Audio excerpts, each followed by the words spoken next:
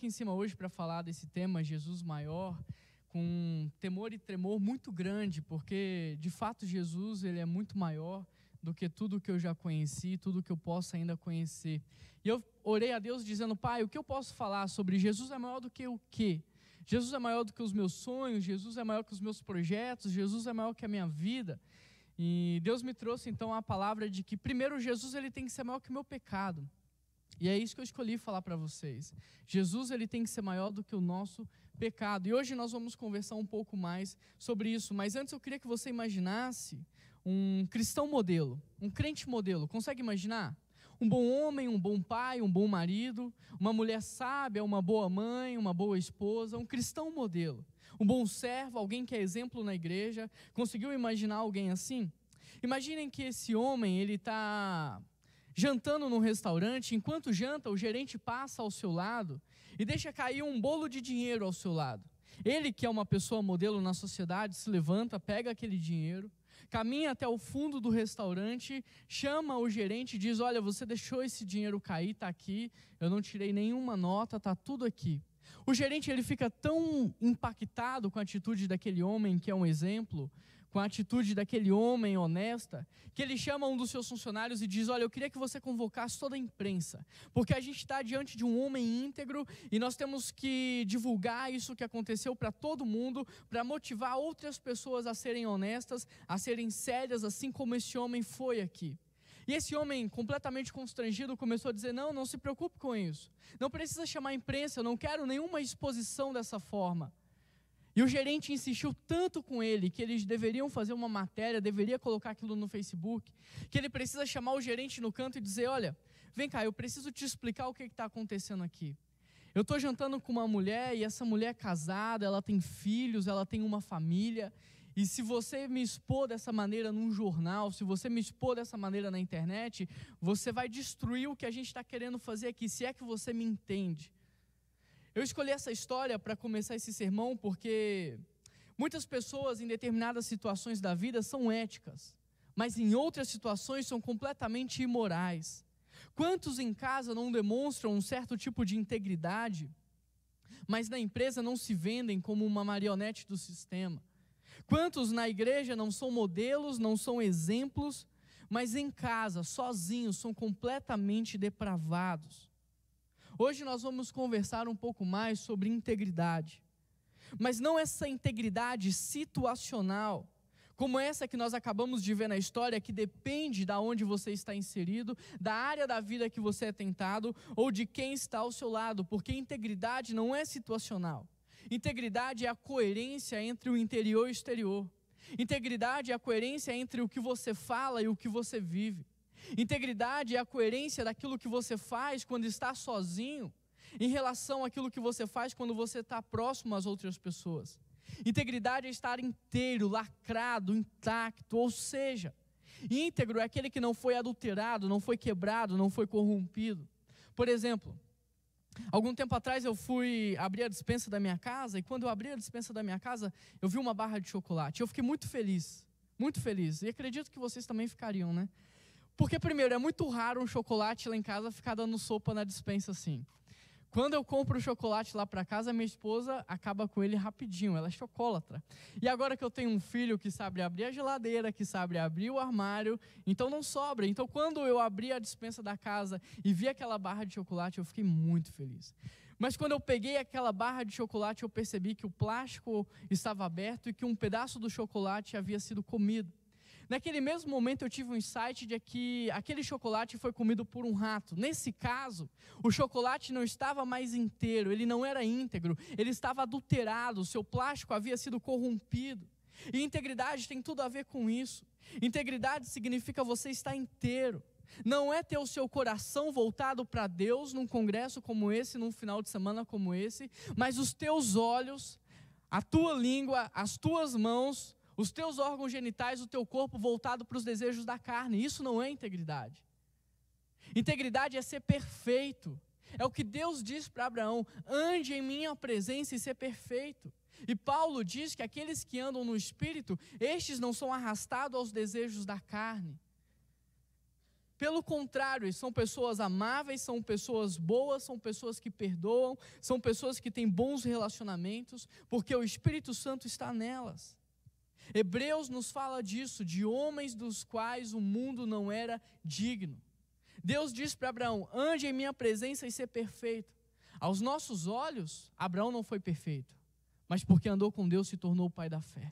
Hebreus nos fala de homens dos quais o mundo não era digno, homens íntegros, homens e mulheres de integridade, homens que muitas vezes erraram, pecaram, fizeram coisas que não agradavam a Deus, mas homens que deixaram Deus agir na vida deles, homens que deixaram Deus transformar a vida deles. Por isso presta atenção no que eu vou te dizer agora.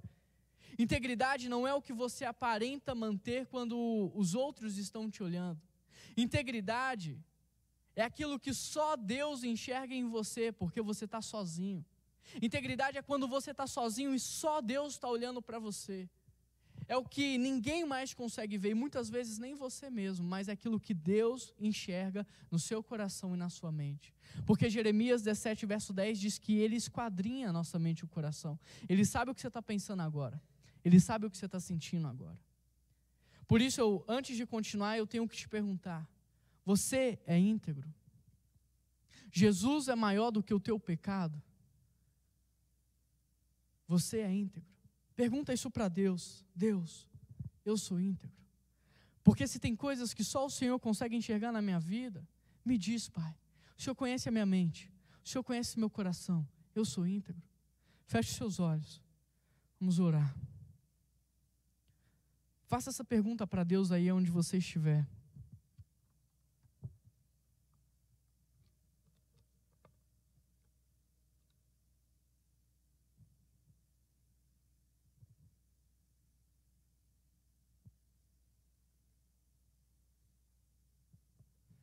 Paizinho, queremos nos colocar diante do Senhor neste exato momento e clamarmos ao Senhor para que o Senhor sonde os nossos corações e sonde a nossa mente, Pai. Que o Senhor esquadrinhe tudo que somos e tudo que temos, ó Pai. E que o Senhor possa provar de fato o meu coração, provar a minha mente. E ver se há em mim algum pensamento que não te agrada, algum sentimento que não venha do Senhor, alguma atitude que não saia do teu coração, Pai. Julga-me, ó Deus, segundo a tua santidade. Julga-nos, ó Pai, segundo a tua misericórdia e a tua bondade. Trata o nosso coração, Deus. Essa é a oração que nós te fazemos. Ó Deus, se há pessoas aqui com coração duro, coração empedrificado, Deus, que o Senhor possa quebrar, Deus. Se há alguém aqui que não consegue te enxergar, que o Senhor tire a cegueira espiritual, Deus. Mas que essa noite seja uma noite de transformação, que essa noite seja uma noite de mudança de vida, Pai. Trata o nosso coração diante do Senhor, através do Teu Espírito Santo. Essa é a oração que nós te fazemos, em nome de Jesus, amém. Abra sua Bíblia comigo em 1 Samuel, capítulo 13, e nós vamos ler do 13 ao 14.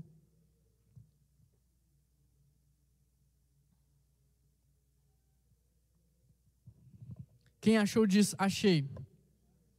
Quem não achou diz, espera aí. Tá bom.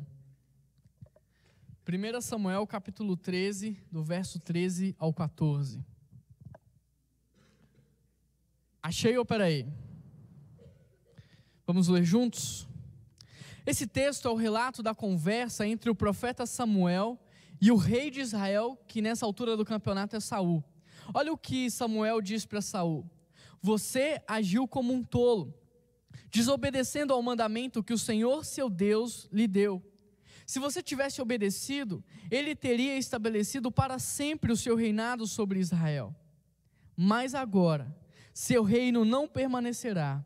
O Senhor procurou um homem segundo o seu coração e o designou líder do seu povo, pois você não obedeceu aos mandamentos do Senhor. Eu tenho uma pergunta para você. O que as pessoas gritaram quando Jesus Cristo entrou em Jerusalém? Hosana, Hosana ao filho de... Hosana ao filho de Davi.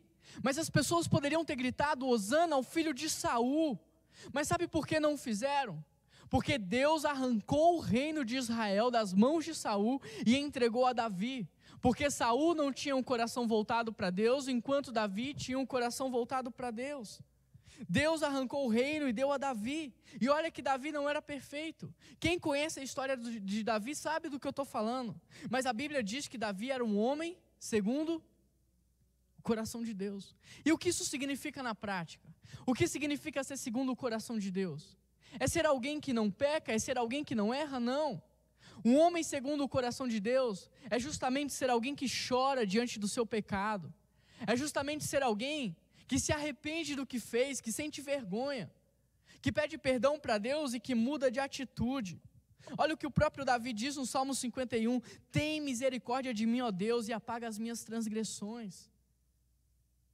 Lava-me de toda a minha culpa e purifica-me do meu pecado, pois eu reconheço que o meu pecado me persegue, e contra ti, somente contra ti, eu tenho feito o que tu reprovas, de modo que é justa a tua sentença sobre a minha vida. Purifica-me com esopo e serei branco como a neve. Esconde o teu rosto dos meus pecados e cria em mim um coração puro e renova dentro de mim um espírito inabalável. Não expulse a tua presença de mim, não retire o teu Espírito Santo de mim, desenvolve em mim um espírito pronto a te obedecer. Davi, através desse texto, nos ensina o que é ser um homem segundo o coração de Deus. Por isso, se você não chora mais diante do seu pecado, se você não sente mais vergonha do teu pecado, se você não se arrepende mais do teu pecado, se o teu pecado se tornou algo normal e natural na sua vida, isso significa que você já se perdeu. Talvez você já não seja mais alguém íntegro. Talvez você já não seja mais alguém que tenha o coração voltado para Deus, alguém puro. Onde foi que você se perdeu? Onde foi que você deixou se corromper? Aonde foi que você deixou a sua integridade? Porque ao olharmos para esse texto, nós percebemos que Deus tira o reino de Israel de Saul e dá a Davi, justamente porque Saul não tinha um coração voltado para ele.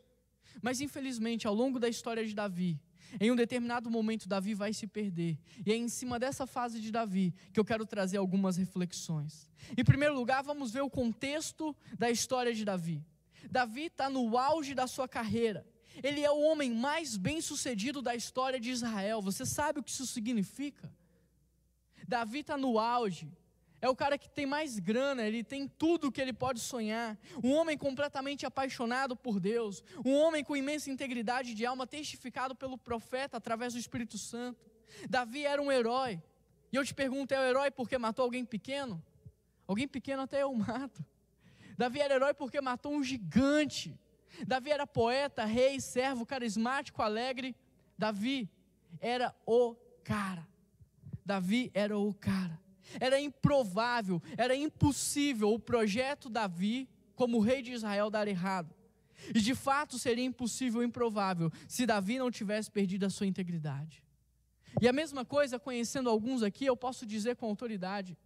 Conhecendo alguns aqui, eu posso dizer, é improvável fulano dar errado. É impossível ciclano dar errado. E será impossível se ao longo do caminho você não perder a sua integridade. Será improvável, será impossível se realmente Jesus for maior que o teu pecado. Mas Davi começa a perder a sua integridade quando em primeiro lugar ele abre mão dos valores divinos para abraçar os valores mundanos. Em Deuteronômio 17 havia uma profecia para Davi. E dentro dessa profecia havia coisas que Davi não poderia ter. E Davi não poderia ter muito ouro, nem muito cavalo, e nem muitas mulheres. Mas logo em 2 Samuel capítulo 5, nós observamos Davi tomar para si muitas mulheres. Ou seja, Davi começa a perder a sua integridade quando começa a abrir mão dos valores de Deus para abraçar os valores do mundo. Agora, pare para pensar. Humanamente falando, por que o rei de Israel não pode ter muitos cavalos? Por que o rei de Israel não pode ter muitas mulheres, nem muito ouro? Se tudo isso naquela época era algo comum, era algo normal, se a cultura de Davi legitimava isso, porque afinal de contas, tudo isso representa poder, e quanto mais poder um rei tem, melhor ele era. A cultura de Davi apoiava tudo isso, e é justamente porque o povo apoiava, é que Davi abre mão daquilo que Deus tinha para a vida dele, para abraçar aquilo que o mundo estava te oferecendo. Como consequência da atitude de Davi, a sua imagem pública cresce. Davi fica muito conhecido, ele fica muito famoso, mas o seu relacionamento com Deus cai drasticamente. O que é realmente importante para você? A sua imagem pública ou o seu relacionamento com Deus? O que realmente importa para você? A sua vida com Deus ou sua imagem pública? Se o que você está respondendo para você mesmo é verdade, porque muitas vezes você deixa as coisas de Deus de lado para abraçar os valores do mundo. Sabe por que o rei de Israel não poderia ter muitos cavalos? Porque o cavalo era um instrumento de guerra, porque o cavalo era uma arma poderosa, o cavalo representava poder. E quanto mais cavalos um rei tinha, mais poderoso ele era. Portanto, mais independente de Deus ele viveria.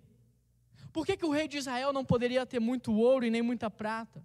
É muito simples, porque quanto mais dinheiro você tem, mais dinheiro você quer ter. E quando você passa a focar nas riquezas terrenas, você começa a se esquecer das riquezas espirituais. Quanto mais você focar nas riquezas terrenas, mais você vai se esquecer da sua missão aqui na terra, do que você tem que fazer. Freud diz que há 3 motivadores para o ser humano: posse, poder e prazer. E eu te pergunto, será de onde que ele tirou isso? Deus não quer que os seus ungidos se percam nessas áreas. Pois a verdade é que quanto mais nós nos envolvemos com dinheiro, poder e prazer, mais nós nos afastamos de Deus. Meu querido, o que Deus está querendo nos ensinar é que Ele é o Senhor, Ele é Deus, e que é da vida dEle que flui os rios de água viva. Não é do prazer, não é do poder e não é do dinheiro, mas é dEle.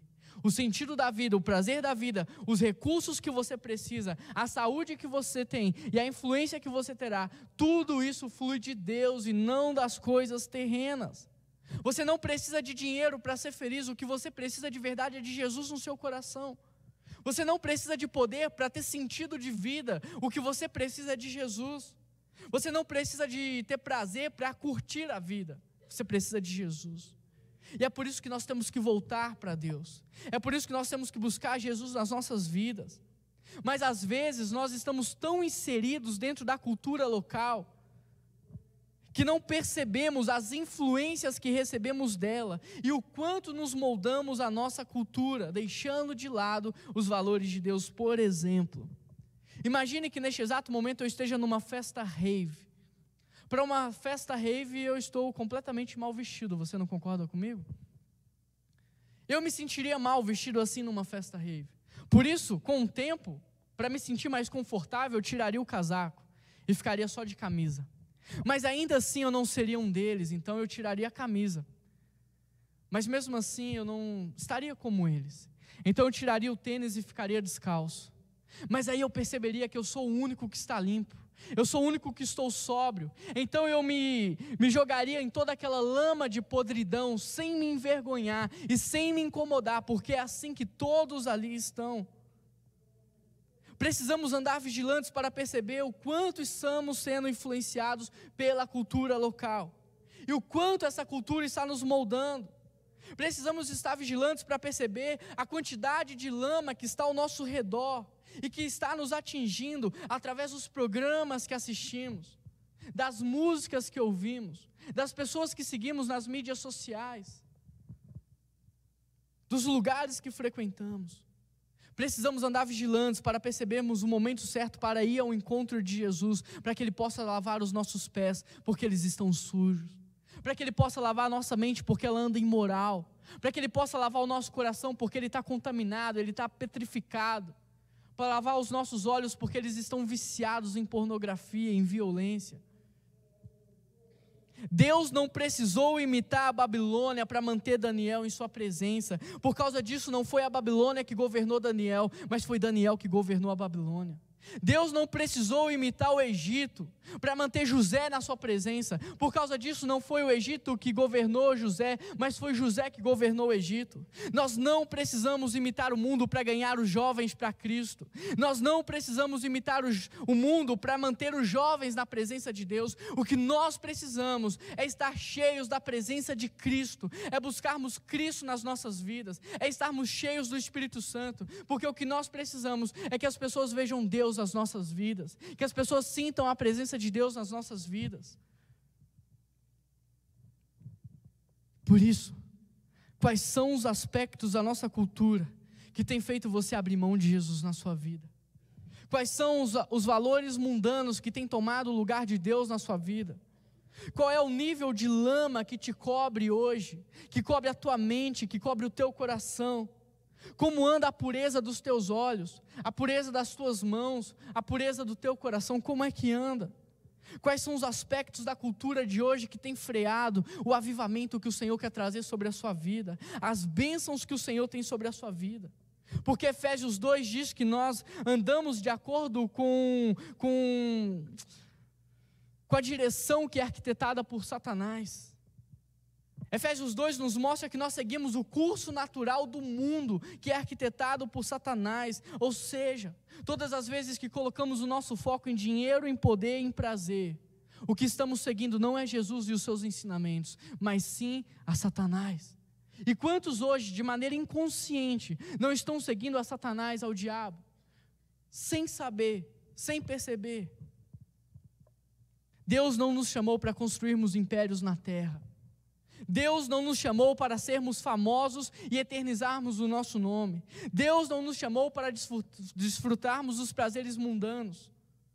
E aqui há um grande perigo nisso tudo, porque aos olhos da nossa cultura não há nada de errado nessas coisas, pelo contrário. Isso não só nos é ensinado, como muitas vezes é imposto a nós.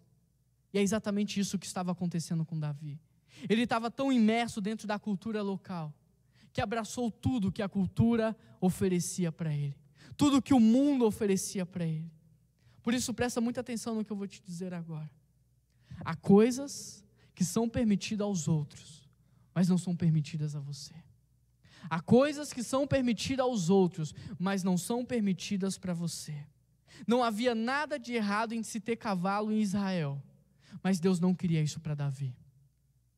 Não havia nada de errado em ter muito dinheiro em Israel, mas Deus não queria isso para Davi. Tem coisas que Deus não quer para você e ponto. Por isso não importa o que o mundo está te oferecendo, não importa a profissão que o mundo está te oferecendo porque ganha mais dinheiro, não importa a carreira, não importa o que o mundo quer te dar porque te dá mais prazer, não importa. Importa o que Jesus sonhou para a sua vida antes de você vir à existência. Importa o que Jesus tinha para você antes de te criar. Importa o motivo pelo qual você está exatamente onde está. Importa o que Jesus quer fazer na sua vida.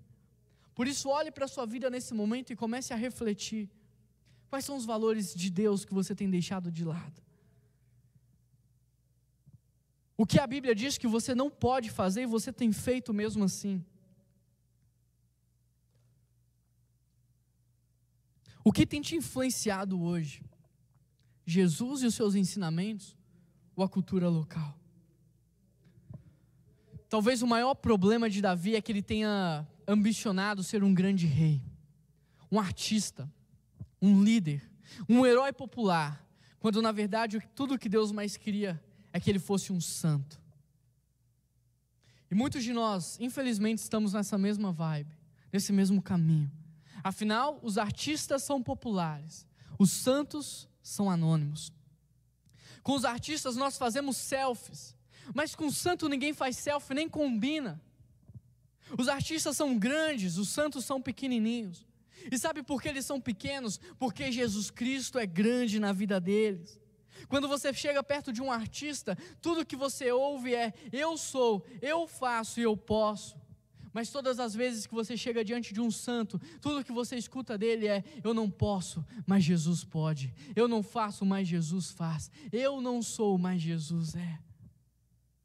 Todas as vezes que você chega diante de um santo, você é jogado para a presença de Deus. E quando você está na presença de Deus, você nem se lembra mais do santo. Porque Deus é tão grande, Deus é tão maravilhoso, Deus é tão incrível que você começa a pensar: quem é mesmo aquele menino que estava no palco falando de integridade? Quem é mesmo aquele menino que estava falando de santidade? Porque Deus é maravilhoso, Deus é incrível, Deus é grande. Mas quem você quer ser? Um herói popular amado pelo povo, mas que não tem relacionamento com Deus? Ou um santo anônimo que vai marcar a história da humanidade? Quem você está escutando? A multidão que diz: é isso mesmo, se torne um ídolo para nós? Ou Jesus Cristo que está dizendo: cara, o que eu quero é santidade, o que eu quero é vida comigo, o que eu quero é integridade? O que você quer ser? Em segundo lugar, Davi perde a integridade quando ele distorce a sua autoimagem. Em 2 Samuel capítulo 11, verso 1, está escrito assim: na primavera, época em que os reis saíam para a guerra, Davi enviou para a batalha Joabe e os seus oficiais e todo o exército de Israel. Eles derrotaram os amonitas e cercaram Rabá, mas Davi permaneceu em Jerusalém. Nessa altura do campeonato aqui, Davi tem cerca de 40 anos de idade. E aqui muitos dos feitos de Davi já eram conhecidos, já eram notórios. Por causa disso, é bem provável que Davi desfrutasse no seu coração de um certo orgulho. Davi olha para si, olha para o seu império, olha para as suas conquistas, olha para o seu exército. E ele começa a chegar à conclusão de que ele é o cara. Ele é bom demais. E é interessante porque uma imagem distorcida, ela pode ser distorcida tanto para cima quanto para baixo. Ou tudo na minha vida é uma desgraça, tudo na minha vida é um problema, nada dá certo para mim, ou eu sou bom demais. Ou minha vida é maravilhosa, olha como que eu sou talentoso, olha como que eu tenho dom. Você pode distorcer a sua vida, a tua imagem, tanto para cima quanto para baixo. Mas todas as vezes que eu distorço a minha autoimagem, eu estou correndo um sério risco. Porque além de estar acreditando numa mentira acerca de mim mesmo, é minha integridade que está se corrompendo. Davi não se tornou o rei de Israel porque ele era bom, porque ele era o cara, mas porque ele foi escolhido e ungido por Deus. Davi não poderia ter se esquecido disso. Se ele era o cara naquele tempo e naquela época, era porque Deus estava com ele, Deus estava agindo através da vida dele, não porque ele era bom.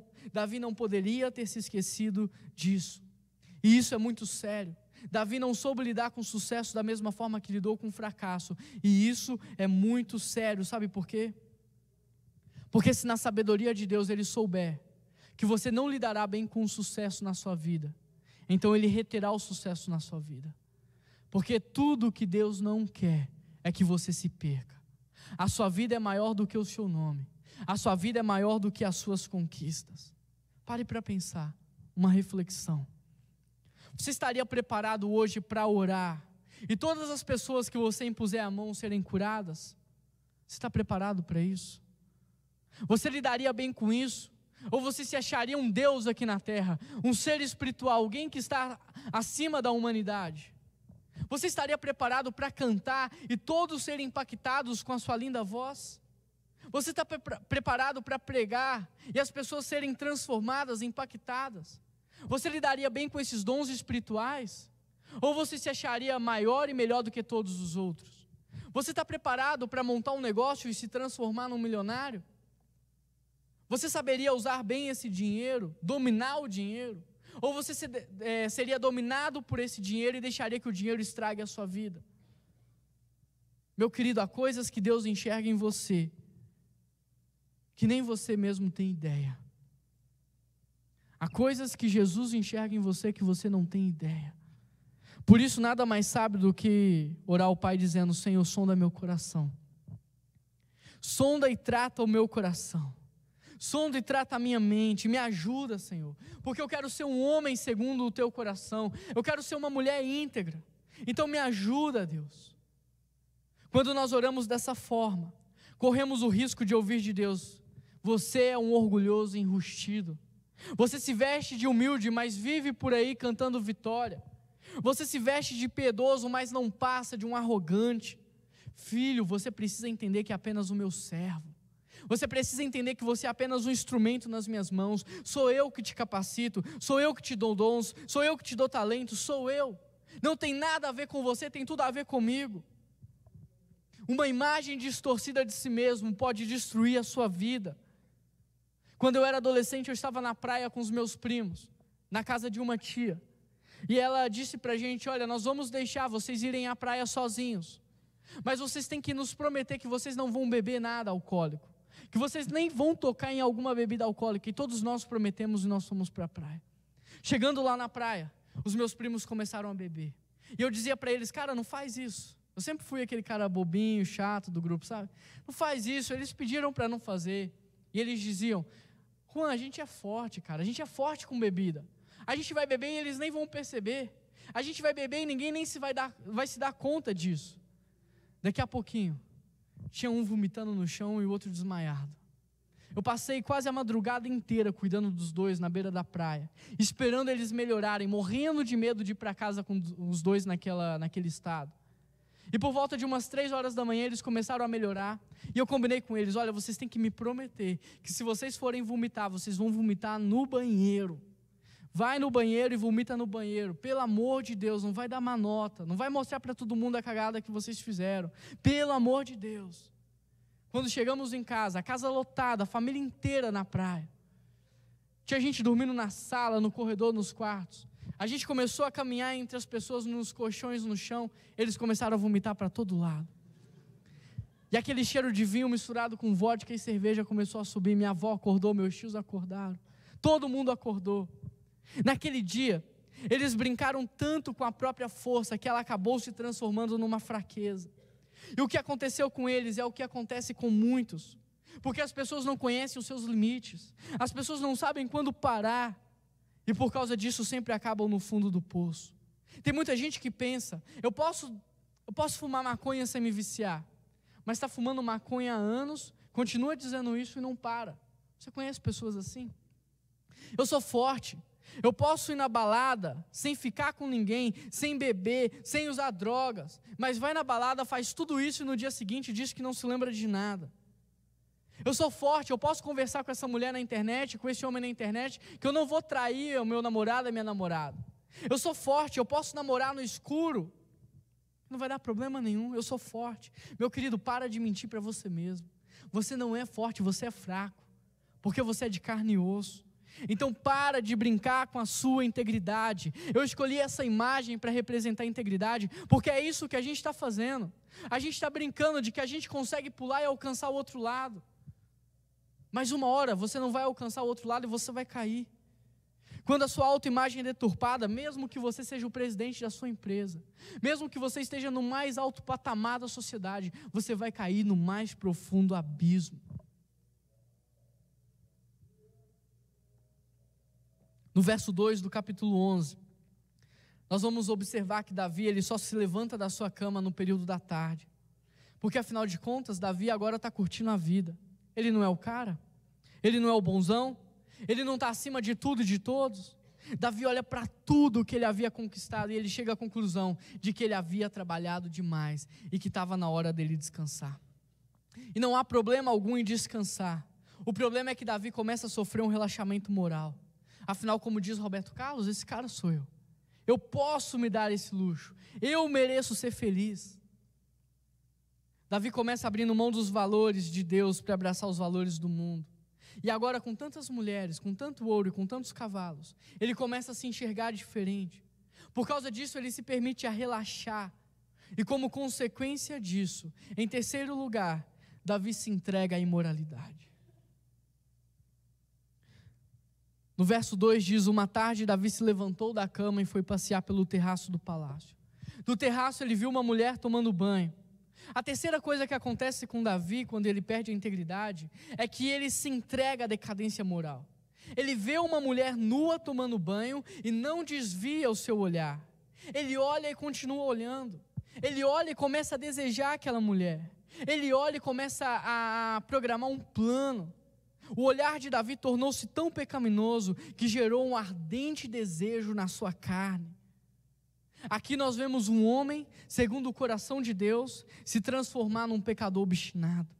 Ungido do Senhor, sendo dominado pela paixão da carne. Um homem com imensa integridade de alma, se transformar em alguém completamente imoral.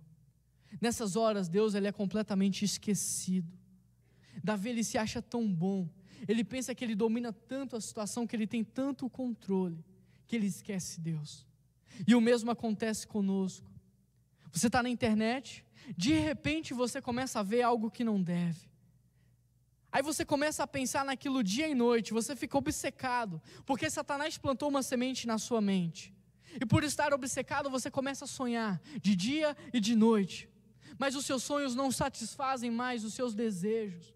Porque o seu desejo agora é maior do que os teus sonhos. E por causa disso você começa a armar um plano, a montar um plano. E no seu plano você mata o seu esposo, você mata a sua esposa. No seu plano você muda de viagem. No seu plano você faz uma viagem, porque a sua intenção é ir para um lugar onde ninguém te conhece. E aí você começa a dizer para você mesmo, vai ser só uma vez. Eu só quero experimentar. Eu só quero saber como é. E quando você menos percebe, você destruiu a sua vida. Eclesiastes 10, verso 1 diz: assim como uma mosca morta faz cheirar mal todo o frasco de perfume, uma pequena tolice estraga muita sabedoria. Um pequeno inseto é capaz de destruir um frasco de perfume, da mesma forma que uma pequena atitude é capaz de destruir a sua vida. Olha para mim, adultério não começa com adultério, começa com uma troca de olhar, começa com uma risadinha, começa com uma conversa com uma amizade. Um viciado não começa comprando cocaína na boca de fumo na favela, começa dando um tapinha num cigarro de palha, numa maconha dentro de casa com os amigos da igreja. O homossexual não começa transando com pessoas do mesmo sexo, começa desde bebê com as influências que recebe, com os exemplos do pai, com quem você coloca como referencial da sua vida, com a relativização de valores, com você se expondo chapado, drogado, bêbado, estando completamente vulnerável. Começa com trauma, com abuso, começa com a idolatria do próprio corpo. Um corrupto não começa desviando 100 milhões de dólares, começa não devolvendo o troco, começa tirando o dinheiro do pai e da mãe sem que ele saiba. Uma mosca morta estraga todo o perfume. Pequenas concessões trazem grandes prejuízos. Hoje você dá um selinho numa menina, amanhã você está beijando ela de língua, no outro dia você está passando a mão na barriga dela, no outro dia você passa a mão no corpo inteiro, no outro dia você faz sexo, no outro dia ela está grávida. Entende como você vai se tornando uma pessoa flexível para o pecado? Percebe como você vai se anestesiando de tal forma a ter o pecado como algo normal e natural na sua vida? Toda a vida destruída começou com pequenas coisas. Por isso eu preciso te perguntar mais uma vez: o que tem te feito flexibilizar? O que tem feito você abrir mão dos valores de Deus? O que tem feito você abrir mão de Jesus na sua vida e do tempo que você tem com Jesus? O caminho da imoralidade começa na relativização de valores e termina na desonra do próprio corpo. E sem Deus, esse caminho é sem volta. Sem a ação de Jesus, esse caminho é sem volta. Quando caímos moralmente, ou Jesus entra e nos restaura, ou continuaremos a cair, até chegarmos ao fundo do poço. E em quarto lugar, Davi perde a integridade nos relacionamentos pessoais. Algumas pessoas na época de Bill Clinton, quando veio aquele escândalo envolvendo ele e a sua secretária, perguntaram: o que tem a ver a vida pessoal dele com a vida governamental dele? O que tem a ver aquilo que ele faz na casa dele com aquilo que ele faz aqui governando o nosso país? Sabe qual é a resposta? Tem tudo a ver, porque uma pessoa que não tem integridade dentro de casa não vai ter integridade com mais ninguém. Sempre que a nossa integridade é quebrada internamente, ela é revelada externamente, porque nós interpretamos a nossa vida a partir das nossas experiências. Se o teu coração estiver cheio de malícia, você vai ver malícia em tudo. Se o teu coração estiver cheio de inveja, você vai pensar que todos têm inveja de você. Se o teu coração estiver cheio de maquinações, você vai pensar que todos estão maquinando mal contra você. Se o teu coração estiver cheio de imoralidade sexual, em tudo você vai ver pornografia. Em objetos, em comidas, em tudo, porque é isso que está no seu coração. Quando nós interpretamos a vida sem integridade, como consequência, demonstramos a imoralidade que há dentro de nós em atitudes práticas. Demonstraremos nossa falta de integridade no nosso jeito de falar, na nossa forma de vestir, no nosso estilo de vida, no nosso jeito de olhar para as pessoas. Quando você abre mão dos valores de Deus e abraça os valores do mundo, você vai começar a relativizar a tua imagem como Davi fez. E sem os valores de Deus, e sem a presença de Deus na vida de Davi, ele começa a se achar maior e melhor do que todos os outros. Por causa disso, Davi começa a passar por cima de todos aqueles que se colocam à sua frente. Quando perdemos a integridade, ao invés de sermos bênção na vida das pessoas, nós passamos a ser opressores. Quando perdemos a integridade, passamos por cima de pessoas. Veja o que diz o verso 3. E mandou alguém procurar Betseba. E disseram, e mandou que alguém procurar e saber quem era aquela mulher, e disseram, é Betseba, filha de Eliã, mulher de Urias, o hitita. Por que será que a Bíblia traz todos esses nomes? É justamente para que a gente possa entender o nível de gravidade do que está acontecendo nessa situação. Você sabe quem é Eliã? Você sabe quem é Urias? Você sabe quem é Aitofel? Presta atenção que você já vai descobrir. Davi não foi para a guerra, ficou em casa. Estava de bobeira, foi dar uma volta no palácio, viu a mulher tomando banho. Mandou o seu servo chamar a mulher. O seu servo, entendendo a maldade que estava no coração de Davi, disse, Davi, essa mulher é esposa de um dos teus soldados de elite. Davi, essa mulher é filha de um dos teus soldados de elite. Davi tinha um exército de elite composto por 37 soldados. 37 soldados que andavam o tempo todo ao redor de Davi. Pessoas que estavam dispostas a dar a vida por ele. Davi, essa mulher neta de Aitofel, o teu conselheiro pessoal. Davi, essa gente é sua, o que você vai fazer? Ela é parente em todos os sentidos dos teus amigos. Mas Davi tampa os seus ouvidos e se permite ficar cego. Manda chamar aquela mulher, tem relações sexuais com ela. E daqui a pouco ele descobre que aquela mulher está grávida. Ele entra em desespero. Manda chamar o soldado que está no campo de batalha. E manda esse cara para casa. Só que olha o que esse homem diz para Davi. Davi, você se lembra de quando nós estávamos no campo de batalha? No meio da noite você se levantou com sede e você disse, ai que vontade de beber aquela água do poço de Jerusalém. Lembro.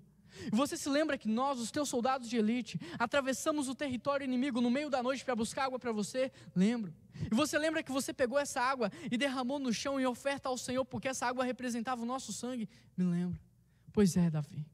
Eu não posso ir para casa ter minha esposa como mulher, porque isso representa o sangue dos meus soldados. Davi embriaga então aquele homem.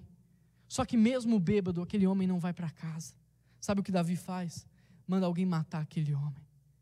Percebe até onde vai a atitude de Davi? Percebe até onde vai a atitude de Davi?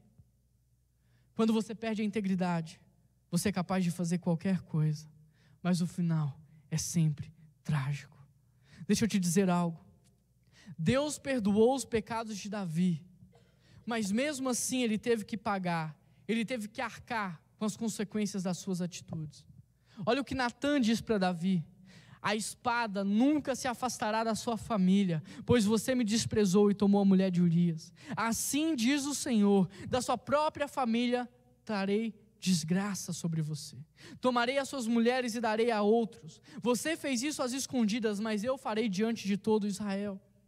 O filho dessa relação pecaminosa entre Davi e Betseba morreu. O outro filho de Davi estrupa a irmã. O outro filho, revoltado com o irmão, mata o irmão e começa a perseguir o pai, perseguir Davi para tomar o trono dele. Depois, esse mesmo filho começa a ter relações sexuais com a mulher do pai. Depois, o último dos filhos de Davi, Absalão, é morto. E Davi chora por toda essa tragédia na sua família. Este é o retrato de uma tragédia familiar causada pelo pecado. Tudo isso teria sido evitado se Davi não tivesse pecado. Por que eu estou dizendo isso? Porque Deus perdoa os nossos pecados. Jesus Cristo é fiel e justo para perdoar os nossos pecados, mas Ele não nos livra das consequências dos nossos atos. Pecado é algo muito sério. Se tem uma coisa que está nas suas mãos e que pode mudar a sua vida, transformar a sua história ou influenciar o seu futuro, essa coisa se chama integridade. Em tudo Deus põe a mão na sua vida, em tudo Deus te ajuda, mas na hora que você estiver lutando contra o seu pecado, Deus vai parar, Ele vai olhar para você e Ele vai te perguntar: você vai continuar fazendo isso? É isso mesmo que você quer fazer da tua vida? Conhece um jogo de tabuleiro? Você joga o dado e pega uma carta, não é assim? Imagine que você joga o dado, pegou uma carta e essa carta disse: ande 3 casas. E você andou 3 casas. Você jogou o dado, pegou outra carta e essa carta diz: ande mais 5 casas. Você andou mais 5 casas. Você está ganhando, você está na frente. E aí você joga o dado de novo, pega a carta que diz: fique 2 rodadas parado. Os seus amigos te passam. Você joga o dado novamente, pega uma carta e essa carta diz: volte a casa 0. Tem muita gente que poderia estar fazendo a diferença no mundo, mas está parado no tempo, voltou à casa inicial, porque perdeu a integridade. Os seus pecados não afetam só a tua vida. Os seus pecados não fazem você só parar no tempo ou voltar à casa inicial, como afeta a vida da sua família, como afeta a vida dos seus amigos, tem conotações em todas as esferas da sociedade. Josué acabou de derrubar o muro de Jericó, muros indestrutíveis. Logo em seguida ele vai guerrear contra uma pequena cidade. É tão pequena que vai só uma parte do exército, mas eles são envergonhados, eles são humilhados. Josué vai tirar satisfação com Deus. Deus, como é que a gente derruba o muro de Jericó, mas agora somos humilhados por essa cidade? Deus então diz: há pecado no meio do povo, há pecado no meio do teu exército. Por causa disso eu não posso abençoar vocês. O teu pecado não afeta só a tua vida. Por causa do teu pecado, às vezes, Deus não pode abençoar a tua família. Por causa do teu pecado, às vezes, Deus não pode abençoar a tua casa. Pecado é algo muito sério. Por isso, Deus não tolera pecado nas nossas vidas. Se existir pecado oculto na sua vida, Deus trará à tona. Se o Bill Clinton, com toda a sua influência e com a CIA ao seu favor, não conseguiu esconder o seu pecado, não pense que você será capaz de esconder o teu pecado. Se existir pecado oculto na sua vida, Deus trará à tona. Você pode trair sua esposa num lugar, ou seu marido num lugar onde ninguém conheça vocês. Um dia as pessoas vão descobrir. Você pode dormir com a sua namorada ou seu namorado sem ninguém saber, mas um dia você vai colher as consequências disso. Você pode fazer o roubo perfeito, sem deixar pistas para trás, mas um dia você vai pagar caro pelo que fez. Se existir pecado oculto na sua vida, Deus trará à tona. Isso não é praga minha, isso não é profecia minha. Deus traz à tona porque Ele julga. E sabe por que Deus julga? Porque Deus é santo e Ele quer um povo santo. Deus quer um povo justo e irrepreensível. Deus quer um povo íntegro, que busque a santidade. Queria já chamar alguém que pudesse tocar aqui o teclado ou um violão para mim. Pode ser, Mateus. Algum tempo atrás eu conheci o texto de Hebreus 12, verso 4, e ele diz assim, esse texto mudou a minha vida. Eu tenho um carinho muito grande por esse texto. Ele diz assim: na luta contra o pecado, vocês ainda não resistiram até o ponto de derramar o seu próprio sangue. Vamos repetir? Na luta contra o pecado, vocês não resistiram até o ponto de derramar o próprio sangue. Esse texto tem mudado a minha vida, porque nós partimos de um pressuposto que parece óbvio, mas não é. O pecado, ele precisa ser encarado como um adversário fatal, onde ou você morre pecando, ou você morre para não pecar. Mas a minha impressão é que as pessoas veem o pecado não como um inimigo fatal, mas como um amigo da qual elas precisam se afastar, para causar uma boa impressão em Jesus. Parece que o pecado, deixar o pecado, é como deixar um amigo de lado, é como deixar alguém que vai fazer falta nas nossas vidas. É verdade ou não é? Essa percepção inconsciente, involuntária e inocente faz com que nós não lutamos de verdade contra o pecado. Faz como só nós o deixamos de lado por um tempo. Mas por que isso acontece? Porque o pecado, ao invés de se tornar um oponente, ao invés de se tornar um inimigo, ao invés de se tornar uma vítima do nosso ódio, infelizmente ainda é alvo do nosso amor. Um amor que disputa com o nosso amor por Jesus. Nunca lutaremos contra o pecado se ele não for para nós um inimigo. Enquanto não odiarmos o pecado, continuaremos sentindo falta dele. Eu tenho tentado travar lutas pesadas contra o diabo, contra o pecado. Ainda quando era adolescente, orei pedindo a Deus que a minha primeira namorada se tornasse a minha esposa, porque eu tinha medo de sair por aí pegando muitas meninas e me perder. Enquanto namorava com ela, eu orava dizendo: Deus, nos ajude a manter um namoro santo, porque eu não quero perder a minha integridade. Com 19 anos, no ano em que eu casei, eu fiz um voto de santidade para Deus, dizendo que eu nunca mais, a partir daquele dia, iria me masturbar. E já tem muitos anos, e até hoje eu sou fiel a Deus nisso. Há 7 meses atrás, eu tomei a decisão de parar de beber, de parar de tomar vinho. Não porque é certo ou errado, não quero entrar nesse mérito, mas porque eu percebi que o vinho fazia eu relaxar moralmente, fazia eu ter pensamentos que não devia, sentimentos que não devia, e eu não quero perder a minha integridade. Ninguém vence uma luta sem que esteja pronto a dar o máximo de si. Ninguém vence uma luta sem coragem para chegar ao seu limite. Meu querido, há um chamado de Deus urgente para a nossa geração. Há um chamado de Deus urgente para a juventude dessa igreja, dessa cidade. Deus anseia por pessoas que vão dar a vida por Ele. Jesus anseia por mártires do nosso tempo, que vão derramar o seu sangue na luta contra o pecado. Ou você morre pecando, ou você morre para não pecar. A escolha é tua. Mas saiba que as suas escolhas e as suas atitudes dão legalidade tanto para Deus te proteger na vida, quanto para o diabo te destruir. Suas escolhas e atitudes gritam em alta voz: diabo, olha onde eu estou brincando com fogo, só me empurra. Diabo, olha onde eu estou na beira do precipício, só me empurra. As nossas escolhas e atitudes dão legalidade para o diabo nos destruir, como para Deus nos ajudar. Deus, olha aqui, eu estou tentando. Deus, olha aqui, eu estou lutando, então me ajuda, coloca a tua mão em mim, me fortalece. O que você tem escolhido para a sua vida? O que a sua vida tem gritado? Deus me ajuda ou o diabo termina de me destruir? E por último, qual é a decisão que você toma após ouvir essa mensagem?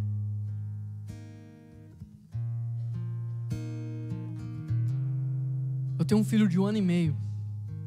O nome dele é Noah. Às vezes eu chego do trabalho e ele está brincando lá na sala. Ele tem muitos brinquedos, ele fica brincando ali horas. Mas quando eu chego do trabalho, eu abro a porta lá de casa, eu me abaixo, eu abro os meus braços e eu fico torcendo para que ele seja capaz de deixar os brinquedos de lado para vir me abraçar. E quando ele vem, não há preço que pague esse momento, não há alegria maior para mim. A gente colocou ele na escolinha agora, porque o irmãozinho dele, Natan, ia nascer, e a gente não queria que fosse um baque muito forte, então a gente já foi acostumando ele. E quando eu chego na escolinha dele, ele está brincando com um monte de amiguinhos lá. E eu faço a mesma coisa, eu me abaixo, eu abro os meus braços e eu fico chamando: Noah, papai chegou. E eu fico torcendo para que ele seja capaz de deixar as distrações de lado e vir para o braço do pai dele. Eu não duvido que Deus, como Pai, está neste exato momento com os braços abertos, chamando você pelo nome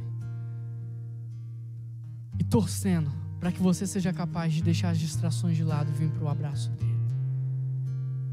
Jesus pagou o preço. Jesus morreu numa cruz. Não é para você continuar fazendo o que você está fazendo. Jesus morreu no seu lugar. Não é para você continuar vivendo da forma como você está vivendo, mas é para você ter uma vida santa, uma vida íntegra, uma vida justa. Jesus é maior ou não que o seu pecado? Feche os seus olhos.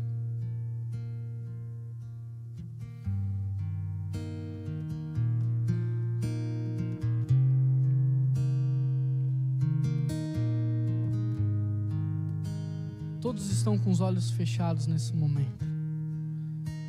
E eu quero que você tenha o seu tempo com Deus, que você não pense em quem está do lado, que as pessoas estão fazendo. Eu quero que você tenha o seu tempo com Jesus. Que você diga para Jesus que Ele de fato é maior do que o seu pecado.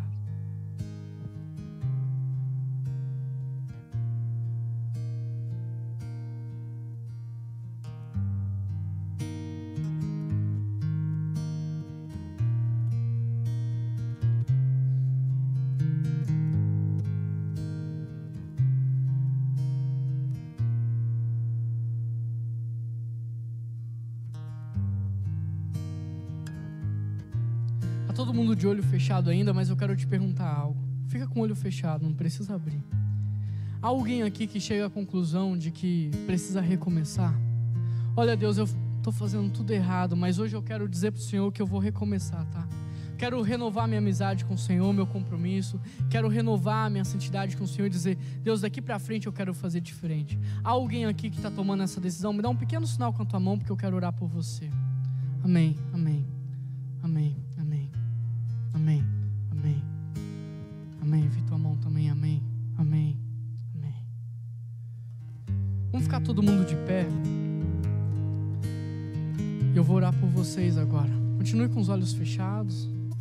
Eu vou orar por você, nós vamos cantar uma música. Paizinho, nós somos a oferta viva e nós nos ofertamos ao Senhor agora, mas nós sabemos que o Senhor não aceita animais impuros, o Senhor aceita a perfeição, e é por isso que nós clamamos ao Senhor, para que o teu sangue derramado naquela cruz possa fazer de nós uma oferta agradável, uma oferta perfeita aos teus olhos. Deus, que o Senhor possa, através do teu sangue, através do sangue de Jesus, lavar a nossa mente de todos os pensamentos que não pertencem ao Senhor, lavar o nosso coração de todos os sentimentos que não vêm de ti, lavar os nossos olhos, porque nós temos colocado os nossos olhos em imoralidade sexual, em violência, lavar as nossas mãos, porque temos feito coisas terríveis com elas, lavar os nossos pés, porque temos colocado os nossos pés em caminhos que não são do Senhor para as nossas vidas. Que o teu sangue derramado naquela cruz venha nos lavar e nos purificar de todo mal, e venha fazer de nós uma nova criatura, porque o teu evangelho, o teu sacrifício e a tua palavra não faz de nós pessoas melhores, mas faz de nós novas criaturas, ó Pai, e é tudo que nós mais queremos ser, ó Deus, e é por isso que nós, num momento como esse, Deus, renovamos a nossa amizade com o Senhor, o nosso compromisso com o Senhor, e dizemos, ó Pai, em alto e em bom som, que o Senhor é maior do que o nosso pecado, porque o Senhor derrotou o pecado, o Senhor venceu a morte, Pai. Obrigado pelo teu sacrifício naquela cruz, obrigado pelo teu perdão, porque quando o Senhor nos perdoa, o Senhor lança os nossos pecados no mar do esquecimento, tira de nós o peso da culpa. E assim como Davi orou ao Senhor, nós queremos orar: lava-nos e seremos brancos, lava-nos e seremos puros, ó Pai. Não retire de nós a tua presença, mas crie em nós um coração puro e nos dá um espírito inabalável, um espírito pronto a te obedecer, e nos fortalece na luta contra o pecado. Que nós possamos ser, Deus, uma geração que vai fazer a diferença no mundo. Que nós possamos ser homens e mulheres íntegros, que vão fazer a diferença no mundo. Essa é a minha oração e é por isso que nós te oramos. Em nome de Jesus. Amém. Renova-me, Senhor Jesus. Já não quero ser igual. Diga ao seu Senhor. Renova-me, Senhor Jesus. Põe em mim teu coração, porque tudo que há dentro de mim necessita ser mudado, Senhor, porque tudo que há dentro do meu coração necessita mais de ti, necessita mais de ti. Cantemos ao Senhor Jesus: renova-me, renova-me, Senhor Jesus. Já não quero ser igual. Renova-me, Senhor Jesus. Põe em mim teu coração, porque tudo que há dentro de mim necessita ser mudado, Senhor, porque tudo que há dentro do meu coração necessita mais de ti, necessita mais de ti.